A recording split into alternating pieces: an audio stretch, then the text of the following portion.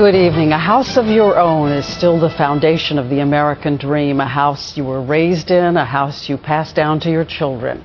But a stunning number today proves something has changed. Homes simply are not selling. Last month, despite all the efforts to stimulate the economy, sales collapsed, down more than 27%, a record drop. And so much worse than anyone predicted. David Muir spent the day looking at a typical American home to show us what's happening. In fact, Diane, there's no question for the American middle class that there was never a more reliable place to get a return on your investment than owning your own home. But when it comes time to cash in, you need a buyer. It is a record plunge. Homeowners across this country simply unable to find buyers. I don't think we've ever seen a drop of this magnitude. Economists had expected a drop of some kind, but not that 27% decline in sales from June to July. What's behind it?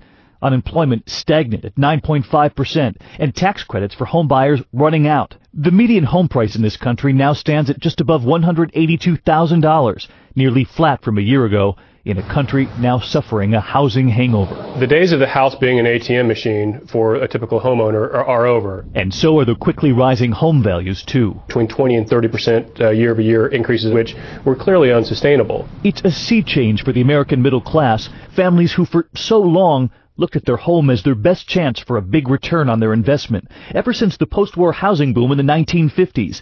In fact, one of those homes we zeroed in on today, so typical for the time, on 7th North Street, just outside Syracuse, New York. A 3-bedroom home, an attached garage, hardwood floors. But realtor Bill Cross can't sell it. This has been the bread and butter type of house that most of middle America has always lived in. In 1994, it sold for $48,000. A decade later, nearly doubled, $85,000. By this year, the value reaching $107,000. But it wouldn't sell, not at $79,900, and just last week, reduced again to $64,900. The problem is there are 4 million other for sale signs just like this. Good for buyers, economists say, if you ask one very important question. How long will you stay? If you're a first-time home buyer who's planning to be in the house at least 5 years, or 5 to 10 years, then it's almost a no-brainer that now is a good time to be in the marketplace. We haven't seen rates that low in the past 30, 40 years. But for the seller, of course, we saw how much that house plummeted. So how much value was lost all told? That's exactly what I asked economists today. 6 years, they say, on average, for the American homeowner. Your home was worth what it was in 2004. If you were to list it today, we've lost a lot. And it's a big change from when some of us grew up. Thank you, David Muir. And now news tonight about one of the most popular SUVs on the road. Federal safety officials have just announced they are looking at 3 million Jeep Grand Cherokees made before 2004 after allegations that fuel tanks may explode. And ABC's Lisa Stark is with us. Take us through it, Lisa. Good evening, Lisa. Take us through it. Well, Diane, this is one of those older model Jeep Grand Cherokees, and here's the concern, the location of the fuel tank. You can see it hangs below the rear bumper, partly exposed here. And the Center for Auto Safety, a consumer group, says in rear-end crashes and some rollovers, what can happen is that this tank can rupture and cause a deadly fire. And in fact, the Center for Auto Safety has looked at government numbers and says that it believes there have been at least 254 deaths attributed to this fuel tank problem. Now, we should say, starting in 2005, Chrysler redesigned the Jeep Grand Cherokee, and in fact, they moved the fuel tank much further forward. The automaker tells us tonight that wasn't because of safety, it was simply a redesign.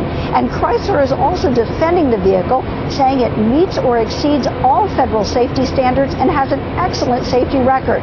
But the government now is taking a closer look. It wants to know if this is a safety defect and whether these vehicles need to be recalled. So what does that mean for everybody tonight, Lisa? If you've got one of these pre-2004 made vehicles, do you take it in, try to get the fuel tank moved?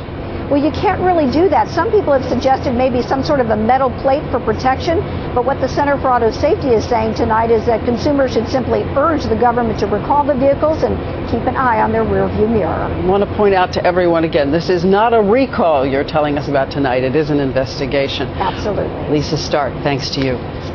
And moving on now to politics, it's showdown in 3 states today, voters deciding some closely watched primaries in Florida, Arizona, and Alaska. where the self-proclaimed mama grizzly and political force Sarah Palin has once again entered the fray, backing a Tea Party candidate against the sitting Republican senator, a woman. How is the Palin magic working so far? Jonathan Karl has a look at the race. Earlier this year, Sarah Palin seemed like a Republican king and queen maker, helping candidates score a string of victories in hard-fought Republican primaries in South Carolina, Kentucky, California, and elsewhere. But lately, Palin has been in a slump. Since July 20th, 6 Palin-supported candidates have been on the ballot, and all 6 have lost. Overall, in competitive primaries this year, half her candidates have won and half have lost. Tonight, we are about to find out how much clout she has in her own backyard. She's trying to unseat Alaska's incumbent Republican Senator Lisa Murkowski, instead supporting Joe Miller, a Tea Partier known to attract heavily armed supporters at his political rallies. He's got the backbone to confront Obama's radical agenda. By contrast, Lisa Murkowski has voted with the Democrats more than any Republican up for re-election this year. Miller is one of the most right-wing Senate candidates in the country this year. He even wants to do away with unemployment benefits. For her part, Murkowski has the support of most of the Republican establishment, although she is not as conservative as Miller. Whatever happens in Alaska, the Tea Party movement has already had a big impact on the Republican Party this year. So far, Tea Partiers have emerged as the Republican candidates of choice in more than a third of this year's top Senate races.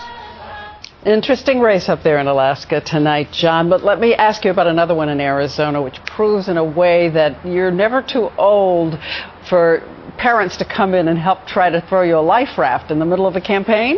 Yeah, we're talking about Ben Quayle here, the son of former Vice President Dan Quayle. He had been the frontrunner in a crowded Republican primary for the House, but he has taken a beating lately over allegations he wrote for a pornographic website. Now his parents, Dan and Marilyn Quayle, are running to his rescue, or at least trying to, and they have put out a letter. Dan Quayle has put out a letter just yesterday saying, quote, "I cannot in good conscience remain silent. I have never in my 35 years in politics seen such an ugly, slanderous assault in the closing days of a campaign against a fellow Republican."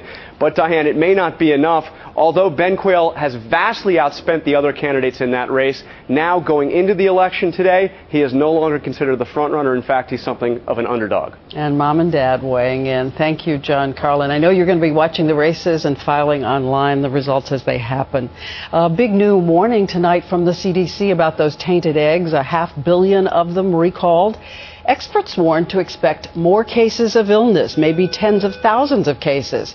And around the newsroom, we had a question. If you spill egg on a counter, how long does salmonella live on the kitchen counter if you've opened that tainted egg? Steve Osunsami has some practical answers for us tonight. Already, more than 1,200 people have gotten sick, and today scientists from the CDC told ABC News that tens of thousands more could get sick from contaminated eggs. This is a large outbreak. There's no doubt about that. It compares to some of the bigger outbreaks that we would have seen due to this type of organism back in the 1980s and 1990s. The CDC predicts the vast majority of cases will go unreported, but 1 in 5 who get sick from this strain will need to be hospitalized. Scientists haven't yet figured out the source of the contamination, but have identified infected hens that have been laying infected eggs, which includes the yolk and egg whites inside. Health officials say that exposure to salmonella from an infected egg can happen instantly. When you touch or crack open an egg, for example, and it gets on your hands, it can spread so easily. It only takes one bad egg to infect a meal, a restaurant, or a factory. And it's impossible to see. Salmonella on a countertop is invisible, and there's no smell. A small spot can be home to plenty of disease, enough to make a whole family sick. There are hundreds of millions of cells in each one of these dark circles that you see. This experiment from Good Morning America showed how easily salmonella can spread in a kitchen after a meal, after wiping everything down. The kitchen appeared spotless, but when we turned off the lights, a UV ray revealed dozens of hot spots. The bacteria doubles every 20 minutes. In one government study, this particular strain of salmonella survived on some surfaces for up to 4 days, nearly as long as the more deadly E. coli bacteria. It takes less than 100 to about 100,000 cells to make someone sick. Health officials say that plain old soap and water kills salmonella the best on all surfaces. Steve Osunsami, ABC News, Atlanta. so it can last up to 4 days on a counter. And overseas now, to new details about the 33 miners facing many weeks or months of life trapped underground. Once contact was made, what was one of the first requests from the miners? Toothbrushes. ABC's Jeffrey Kaufman is at the scene of the mine. If those trapped miners are going to be liberated, this massive drill that arrived at the site this afternoon is their best hope. Chile's Minister of Mines spoke to one of the trapped miners by intercom. How are you feeling, he asks. We are fine, says the miner. We are waiting to be rescued. The men don't yet know that drilling that rescue hole could take 4 months. Officials worry that the news will demoralize them. For now, the men are euphoric, singing Chile's national anthem for all to hear. We now know that the men were found just in time. Their meager emergency food supply would have run out tomorrow. The miners meticulously rationed that food for 17 days. Each was allowed 2 spoons of tuna, half a biscuit, and half a cup of milk once every 2 days. Rescuers estimate the men have each lost close to 20 pounds, which is why the first supply tube sent down contained 33 jars of glucose and 33 doses of stomach medicine, one for each miner. One of their first requests, toothbrushes. Just how to keep the men in good mental and physical health while the rescue hole is drilled is now a priority. These men face the prospect of being entombed for months. What will they face? Thomas Foy spent 78 hours trapped in the Q Creek mine in Pennsylvania in 2002. It was hell is what it was. The name of the game is you never give up, and you just got to hope and pray and hope the good Lord's going to fall through. Being trapped underground for months is unprecedented, but the families here say with confidence that their men will make it. There can be no wait with more anguish than the one we have just gone through, says Carola Narvaez, of the wait for word that the men were alive. They are strong, and they know we are sending our love. I came to bring him home. Government officials say they do want to let family members talk to their loved ones trapped in that hill, but first they want to tell the miners that rescue will not be imminent. They're struggling, though, with just how to do that and exactly when to do that. Diane? Hard news to deliver. Thank you, Jeffrey. And we have a milestone to report tonight in the long war in Iraq. Word today that the number of U.S. troops there is now below 50,000 for the first time since the war began 7.5 years ago, when 90,000 U.S. troops first moved in. The White House says President Obama will deliver a major address on Iraq a week from today.